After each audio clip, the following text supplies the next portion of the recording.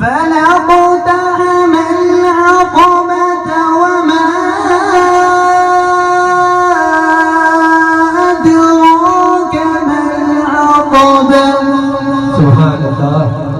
فك رقبة أو إطعام في يوم ذي مسغبة يتيما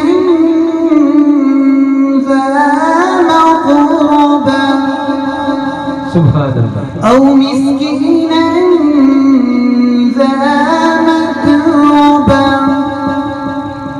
ثم كان من الذين آمنوا وتواصوا بالصبر وتواصوا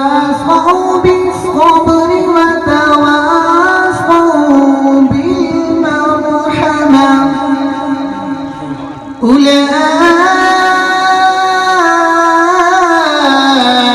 أولئك أصحاب الميمنة والذين كفروا